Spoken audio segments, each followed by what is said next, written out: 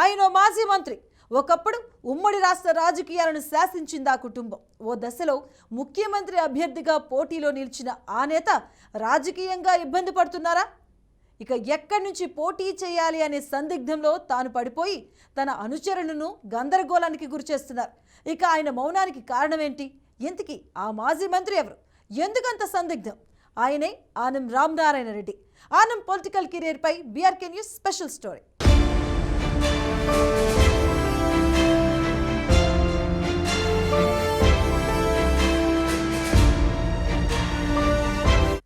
ఆనం ఉమ్మడి రాష్ట్ర రాజకీయాల్లో ఈ పేరుని పరిచయం చేయాల్సిన అవసరం లేదు. ఒకప్పుడు ఉమ్మడి ఏపీకి వివిధ శాఖల మంత్రిగా పనిచేసి ముఖ్యమంత్రి రేస్లో నిలిచిన ఆనం రామనారాయణ రెడ్డి తాజాగా రాజకీయాల్లో ఇమడలేకపోతున్నారు అనే టాక్ బలంగా నడుస్తుంది.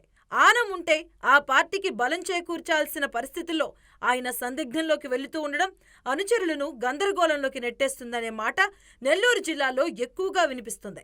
2019 ఎన్నికల్లో వైసీపీ నుంచి వెంకటగిరి ఎమ్మెల్యేగా గెలుపొందిన ఆనం వైసీపీపై సంవత్సరంలోపే తిరుగుబావుట ఎగురవేశారు.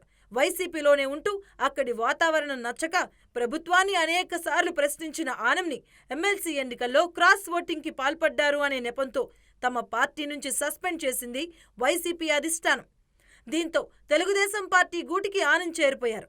అధికారికంగా పార్టీలో చేరకపోయినప్పటికీ ఇటీవల జరిగిన నారా లోకేష్ పాదయాత్రకు ఆత్మకూరు నియోజకవర్గంలో స్వాగతం పలికి బాధ్యతలు తీసుకున్నారు ఆనం. పార్టీ అధిష్టానం ఆనంను ఆత్మకూరు నుంచి పోటీ చేయాలని ఆదేశాలిచ్చింది.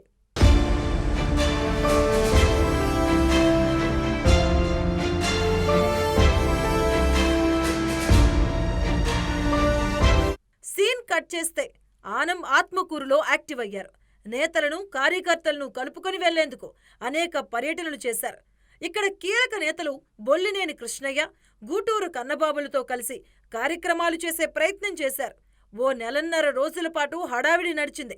ఆత్మకూరు నేతలు కార్యకర్తలతో వరుస సమావేశాలు ఏర్పాటు చేసుకుంటూ గ్రౌండ్ లెవెల్లో బలాన్ని పెంచుకునే ప్రయత్నం ఆనం చేశారు. ఏమైందో ఏమో ఒక్కసారిగా ఆనం ఆత్మకూరును పట్టించుకోవడం మానేశారు. గతంలో ఆయన కాంగ్రెస్లో ఉన్న సమయంలో ఆత్మకూరులో తన వెనుక నిలిచిన అనేక మంది నేతలు ప్రస్తుతం వైసీపీలో ఉన్నారు. వారిని తిరిగి తమ గూటికి చేర్చుకోవాలని ప్రయత్నించినా పెద్దగా ఫలించలేదనేది టాక్. మరోవైపు దివంగత మంత్రి మేకపాటి గౌతమ్ రెడ్డి మరణం తర్వాత ఆయన సోదరుడు విక్రమ్ రెడ్డి ఉప ఎన్నికల్లో గెలుపొంది గౌతమ్ రెడ్డి కంటే ఓ అడుగు ముందుకేసి నియోజకవర్గంలో వైసీపీ జోష్ పెంచారు. వాలంటీర్లతో పాటుగా తమ సొంత మనుషులను మండలాల వారీగా నియమించి జనంలోకి వెళ్తూ ఎప్పటికప్పుడు సమస్యల పరిష్కారానికి కృషి చేస్తున్నారు. దీంతో ఆత్మకూరులో తన పొలిటికల్ కెరీర్ గురించి ఆలోచించిన ఆనం పక్కకు తప్పుకున్నారు అనే పుకార్లు షికార్లు చేస్తున్నాయి. అటు ఆనం ఆత్మకూరులో మౌనం వహించడం, పార్టీకి దిక్కుమొక్కు లేకపోవడంతో నియోజకవర్గంలో టీడీపీ శ్రేణులు నిరుత్సాహంలో ఉన్నారు.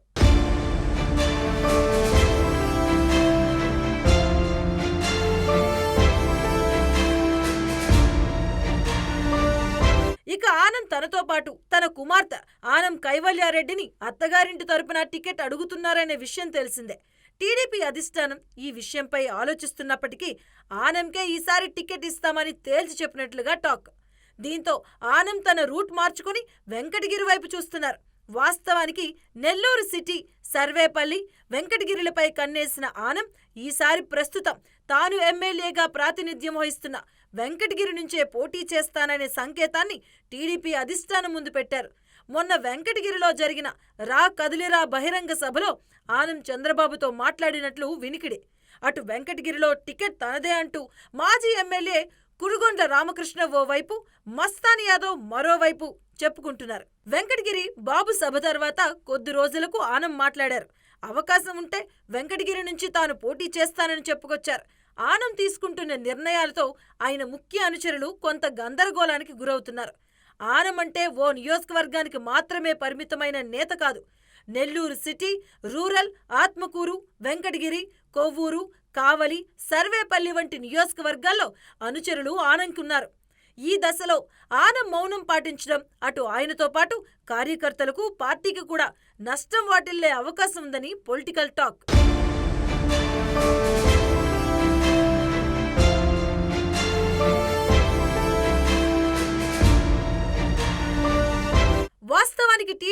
ఎమ్మెల్యేలు ఆనం, కోటంరెడ్డి, మేకపాటి వచ్చాక పార్టీలో ఫుల్ జోష్ పెరిగింది. ముఖ్యంగా ఆనం, కోటంరెడ్డిలు కలిసి జిల్లా టీడీపీ శ్రేణుల్లో కొత్త ఉత్సాహాన్ని నింపారు. అధికార వైసీపీలో లొసుగులను బయటవేశారు. దీంతో ఆనం కీ రోల్గా మారారు. ఈ దశలో ఆనం నిర్ణయం కోసం ఆయన అనుచరులు, కార్యకర్తలు ఎదురుచూస్తున్నారు.